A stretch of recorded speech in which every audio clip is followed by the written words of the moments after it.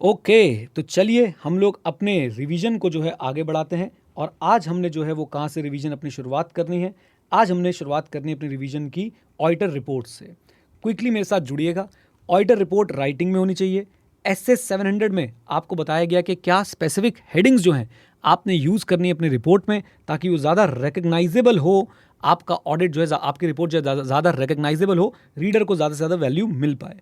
Now ये वो सारी हेडिंग्स हैं जो आपको अपनी रिपोर्ट में यूज़ करनी होती है। पहली हेडिंग हमारे पास कौन सी आ गई? टाइटल। और दूसरी कौन सी आ गई? एड्रेसी। टाइटल में हम लोग क्लियरली लिखते हैं independent auditors report. I title that clearly indicate that it is the report of the independent auditor. Reliance की रिपोर्ट हमने साथ साथ देखी थी, उसमें लिखा था इंडिपेंडेंट ऑडिटर्स रिपोर्ट। अच्छा जी, उसके बाद एड्रेसी। एड्रेसी होगा एज में बी अप्रोप्रिएट। हमें LR और टर्म्स ऑफ एंगेजमेंट को ध्यान रखना है। जनरली कंपनीज के केस में हम लोग किसको रेफर कर देते हैं? मेंबर्स को, शेयर होल्डर्स को, राइट। एंड पार्टनरशिप के केस में हम लोग किसको एड्रेस कर देते हैं? पार्टनर्स को। चलिए, बहुत बढ़िया। नाउ इसके बाद नेक्स्ट सेक्शन हमारा आता है ऑडिटर्स ओपिनियन। इंपॉर्टेंट है, ये आपका फर्स्ट सेक्शन है। इसकी हेडिंग होती है ओपिनियन। इसके अंदर हम लोग क्या करते हैं? हम लोग सबसे पहले, नाम क्या है? Identify the entity. फिर हम लोग क्लेम करते हैं फाइनेंशियल स्टेटमेंट का ऑडिट हुआ है। हम लोग सारी फाइनेंशियल स्टेटमेंट के टाइटल को आइडेंटिफाई करते हैं, नोट्स को रेफर करते हैं, और आपके वो फाइनेंशियल स्टेटमेंट कौन से डेट पे हैं और कौन से पीरियड को कवर करते हैं, हम लोग उसको भी स्पेसिफाई कर देते हैं। फिर से, auditors opinion is the first section. Heading है ओपिनियन। इसके अंदर हम लोग क्या करते हैं? Number 1, identify the entity. फिर उसके बाद हम लोग बोलते हैं कि ऑडिट किया गया है, and then identify the title of the financial statement, refer to the notes and specify the date and period covered by each financial statement. याद रखिए, जब अनमॉडिफाइड ओपिनियन दे रहे हैं तो आपको ऐसे शब्दों का इस्तेमाल सब्जेक्ट टू या फिर विद द फॉरगोइंग एक्सप्लेनेशन, ऐसे शब्दों का इस्तेमाल नहीं करना है, क्योंकि इससे कंडीशनल ओपिनियन लगता है या फिर मॉडिफिकेशन ऑफ ओपिनियन जो है वो नजर आता है। ये भी मैंने आपको एक सैंपल डाल के बता दिया था। नाउ नेक्स्ट सेक्शन हमारा आएगा basis for opinion section. Immediately after the opinion section ये आता है। हेडिंग होती है बेसिस फॉर ओपिनियन। यहां पे हम लोग सबसे पहले क्या करेंगे? एसेज के हिसाब से ऑडिट हुआ है, ये हम लोग जो है वो क्लेम करेंगे, स्टेट करेंगे। साथ साथ में हम लोग रेफर करेंगे कि ऑडिटर की रिस्पॉन्सिबिलिटी आप लोग कहाँ जाके पढ़ सकते हैं। Basically auditors responsibility section in our report को हम लोग रेफर कर देंगे। फिर हम लोग क्या बोलेंगे? एक स्टेटमेंट इंक्लूड करेंगे कि ऑडिटर इंडिपेंडेंट था इन accordance with the ethical requirement, और उसने अपनी सारी एथिकल रिस्पॉन्सिबिलिटीज को फुलफिल करा है। एक स्टेटमेंट देंगे कि ऑडिटर इंडिपेंडेंट था इन accordance with the ethical requirement, और साथ साथ में उसने अपनी सारी एथिकल रिक्वायरमेंट्स को फुलफिल किया है। एंड लास्ट में हम लोग ये बताएंगे कि ऐसे AE ऑब्टेन हो गया था, which is required to provide a basis for the auditor's opinion. फिर से, basis for opinion section immediately after the opinion section, और उसकी हेडिंग होगी बेसिस फॉर ओपिनियन। सबसे पहले हम लोग बोलेंगे कि ऑडिट एसेस के हिसाब से हुआ है। फिर हम लोग रेफर करेंगे ऑडिटर्स रिस्पॉन्सिबिलिटी को, कि ऑडिटर्स रिस्पॉन्सिबिलिटी इस रिपोर्ट में कौन से सेक्शन में जाके आप पढ़ सकते हैं। फिर हम लोग इंडिपेंडेंस और एथिकल रिक्वायरमेंट की बात करेंगे। हम बोलेंगे कि देखिए, एक स्टेटमेंट देंगे कि ऑडिटर इंडिपेंडेंट है, उसने एथिकल रिक्वायरमेंट जो है वो सारी फुलफिल करी हैं, और एथिकल रिस्पॉन्सिबिलिटीज भी सारी फुलफिल करी हैं। फिर वो बताएगा कि भाई sufficient appropriate audit evidence has been obtained, okay, to provide a basis for the auditor's opinion. लीजिए, then next going concern, key audit matter and other information से रिलेटेड बातें आएंगी। ये अभी हमने नहीं पढ़ी हैं, क्योंकि इनके रेलेवेंट स्टैंडर्ड जब हम लोग पढ़ेंगे तो हम लोग उस पर चर्चा कर लेंगे। देन हमारे पास चर्चा होती है responsibility for the financial statement. Responsibility for the financial statement के नाम से एक हेडिंग बनेगी, एक सेक्शन बनेगा, उसकी हेडिंग बनेगी responsibility of management for the financial statement. हाँ जी, responsibility of management for the financial statement. अच्छा, इस सेक्शन में हम लोग क्या लिखेंगे? इस सेक्शन में हम लोग डिस्क्राइब करेंगे मैनेजमेंट की responsibility for preparing the financial statement, for, मैं दोबारा अपनी लैंग्वेज में बोलता हूँ, for preparation and presentation of financial statement as per applicable financial reporting framework, for design, implementation and maintenance of internal control which is required to prepare the financial statements which are free from material misstatement whether due to fraud and error। And तीसरी बात भी यहाँ पे add हो गई है, GC को लेके 3 बातें, गोइंग कंसर्न को लेके 3 बातें। Management is responsible for assessing the entity's ability to continue as a going concern. Management is responsible for appropriately using the going concern assumption of accounting, and management is responsible for disclosing any matter relating to the going concern। लीजिए, तो ये 3 responsibility हम लोग management की बता देंगे, और साथ साथ में इसी सेक्शन के अंदर we will identify the person who are responsible for oversight of financial reporting process, and when these responsible person are different from management, we will also, the heading of this section will also refer to them as TCWG or as may be appropriate। मैं फिर से बोलता हूँ, management responsibility section के अंदर हम लोग identify करेंगे उन लोगों को जो रिस्पॉन्सिबल हैं for oversight of financial reporting process, A B and साथ साथ में हमने एक काम और करना है, जब ये लोग डिफरेंट हैं किससे, मैनेजमेंट से, तो इस सेक्शन की हेडिंग में हम लोग इनका नाम भी जो है वो रेफर कर देंगे, चाहे TCWG के नाम से, बेसिकली इनकी डेजिग्नेशन भी रेफर कर देंगे TCWG के नाम से, और सच अदर टर्म एज में भी अप्रोप्रिएट। आइए, एंड देयरफॉर अगर आप लाइंस की ऑडिट रिपोर्ट देखेंगे तो इस सेक्शन की हेडिंग क्या बनी हुई थी, responsibility of management and TCWG for stand alone financial statement, right. क्योंकि हमने आइडेंटिफाई किया होगा इस सेक्शन के अंदर कि भाई who are responsible for overseeing the financial reporting process, और वो मैनेजमेंट से अलग है, तो हमने उनको रेफर भी कर दिया इसकी हेडिंग के अंदर। बढ़िया, आ जाइए। देन इसके बाद हम लोगों ने क्या देखा, ऑडिटर रिस्पॉन्सिबिलिटी। ऑडिटर रिस्पॉन्सिबिलिटी को कितने पार्ट में बांट दिया, 3 पार्ट में। शैल में हमने क्या लिखा, objective, reasonable assurance, miss statement क्यों होती है और मिस स्टेटमेंट मटेरियल कब होती है।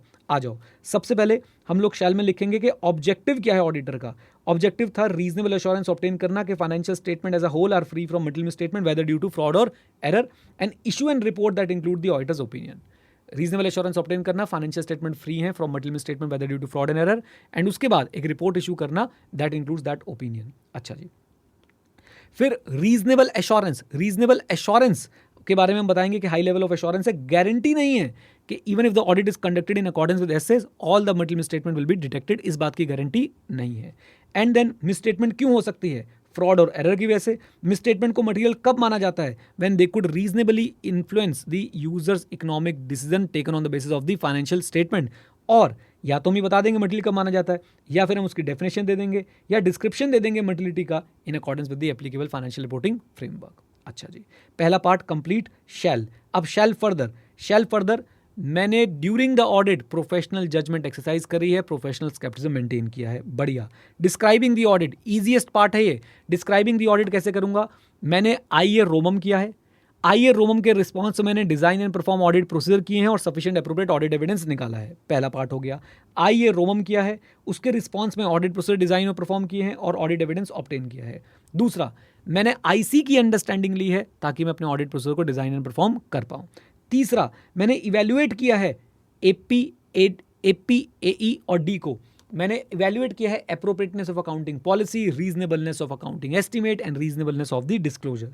एंड तीसरा, ये थोड़ा कम अगर समझ में आया, घबराना नहीं है, 570 के साथ बहुत डिटेल में पढ़ेंगे। अभी के लिए बेसिकली ऑडिटर ये भी क्लेम करेगा कि मैंने कंक्लूड किया है appropriateness on the use of the going concern assumption by the management.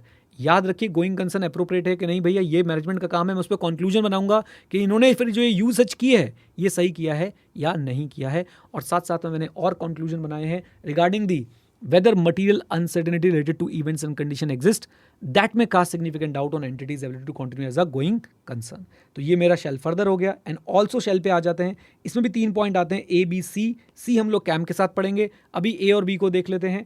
A, auditor लिखेगा कि भाई ऑडिटर कम्युनिकेट करता है TCWG से अमंग अदर मैटर्स सिग्निफिकेंट, सबसे पहले scope, plan scope and timing of the audit, significant findings of the audit and significant deficiencies in internal control during the audit.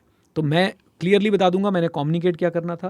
फिर in case of listed entity, auditor ये बात भी बोलेगा कि auditor provides TCWG with a statement that auditor has complied with the, हाँ जी, auditor has complied with the ethical requirement regarding independence, और communicate कर रहे हैं सारे रिलेशनशिप मैटर्स जिनका इंपैक्ट आ सकता था इंडिपेंडेंस पे, और सेफगार्ड्स। दोबारा से बोलूंगा ये लाइन में, लिस्टेड एंटिटी के केस में ऑडिटर एक स्टेटमेंट देगा that auditor provided this TCWG with a statement that they have complied with the ethical requirement regarding independence and communicated with them all the relationship matters and that can have impact on the independence and the safeguards। अच्छा जी, ये वाला हम cam के साथ पढ़ेंगे, घबराइए मत। Location, India क्या फॉलो करता है, ऑडिटर्स रिस्पॉन्सिबिलिटी कहाँ पे होता है ऑडिटर रिपोर्ट में, with in the body of the auditors report. और ऑप्शन क्या है, एज अ अपेंडिक्स भी आप लोग लगा सकते हैं ऑडिट रिपोर्ट में।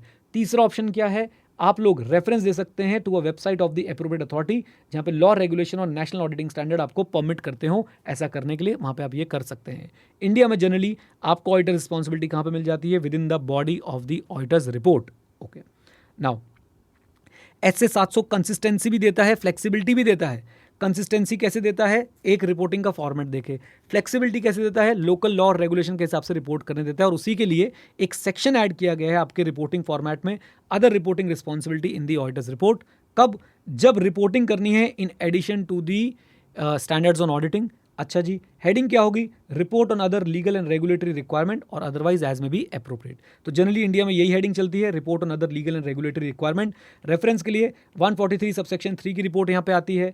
कारो की रिपोर्ट भी इसी सेक्शन के अंदर आती है, कारो 2020 की रिपोर्ट। अच्छा जी, सिग्नेचर वेरी सिंपल, रिलायंस की ऑडिट रिपोर्ट में हमने देखा भी था।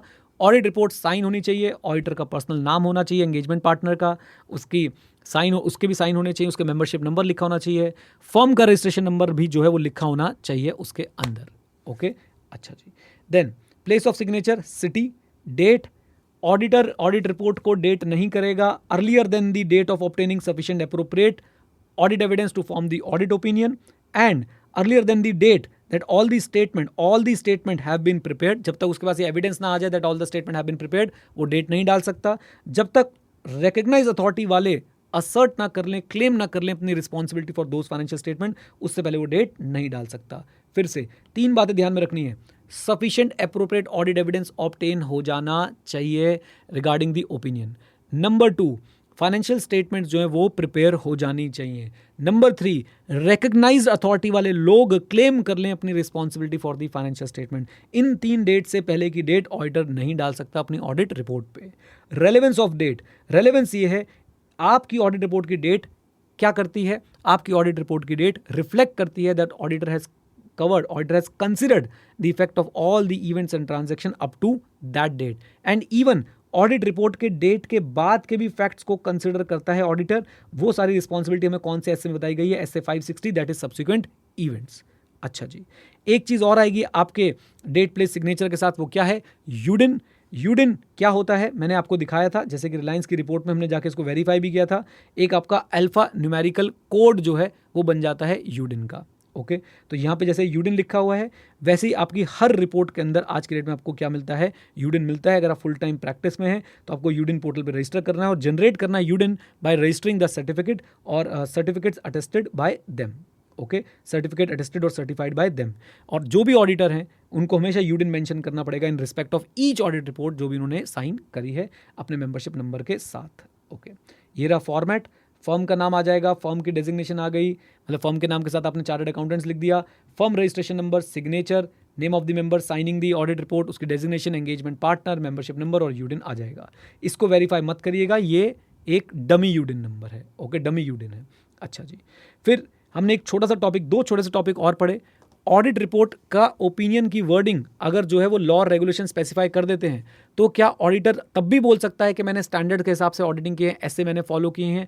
बिल्कुल बोल सकता है, only if the prescribed format includes some minimum essential elements, and these are those minimum essential elements which must be present in the format of the audit report if auditor wants to claim that he has conducted his audit in accordance with standards on auditing.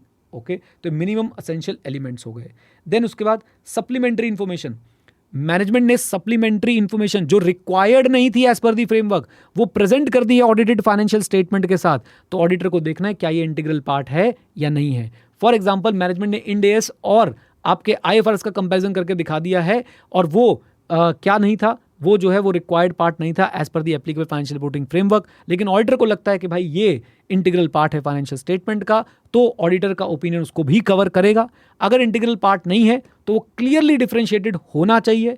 For example, director wise travel expenses जो हैं वो दिखाए गए हैं या marketing का schedule जो है वो दिखा दिया गया है, तो ये इंटीग्रल पार्ट नहीं है, तो एक क्लियरली डिफरेंशिएटेड होना चाहिए। अगर क्लियरली डिफरेंशिएटेड है, वेरी गुड, नहीं है तो मैं मैनेजमेंट से बोलूंगा कि भाई प्रेजेंटेशन चेंज करो। मैनेजमेंट अगर रिफ्यूज करती है तो ऑडिटर ऐसी इंफॉर्मेशन को आइडेंटिफाई करेगा और अपनी रिपोर्ट में लिखेगा कि ये इंफॉर्मेशन मैंने ऑडिट नहीं करी है। ओके, लीजिए, ये हमारे 700 का पूरा कार्यक्रम हो गया है आपके स्टडी मैट के साथ इन लाइन में। ओके, चलिए, ऑल दी बेस्ट।